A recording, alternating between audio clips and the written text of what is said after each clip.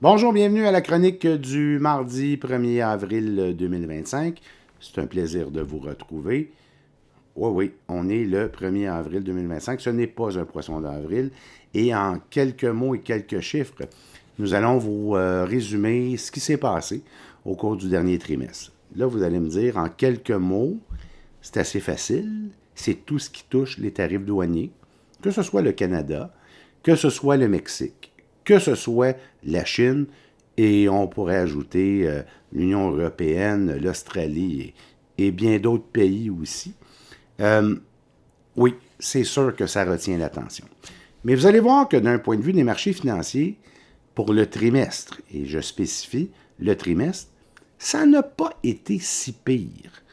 Évidemment, comme investisseur, on va toujours se souvenir du meilleur mois que nous avons connu, et le meilleur mois était le mois de janvier 2025, où là, les marchés avaient augmenté en janvier.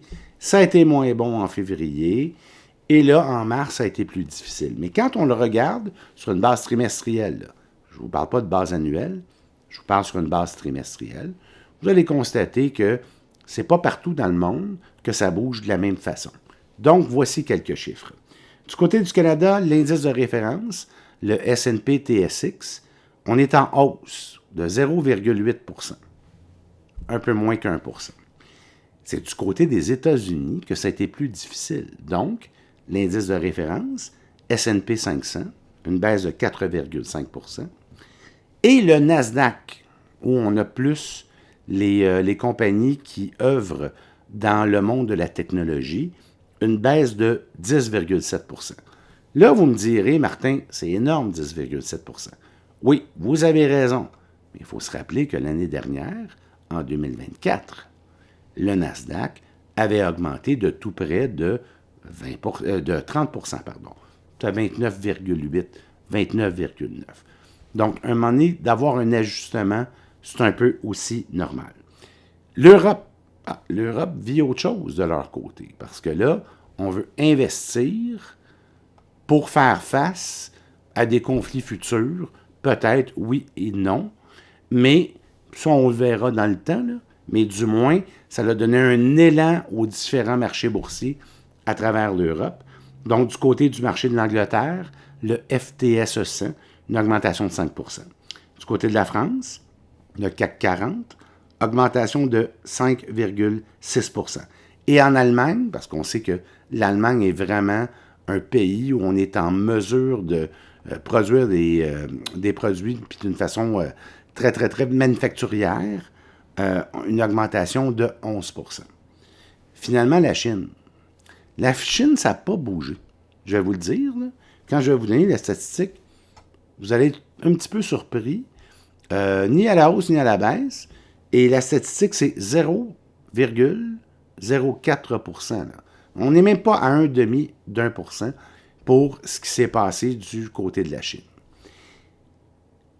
Là, je ne vous parle pas du prix du baril de pétrole. On sait que les taux d'intérêt ont baissé au Canada. Le taux directeur est à 2,75 %. Moi, je veux plus vous inviter à regarder le futur.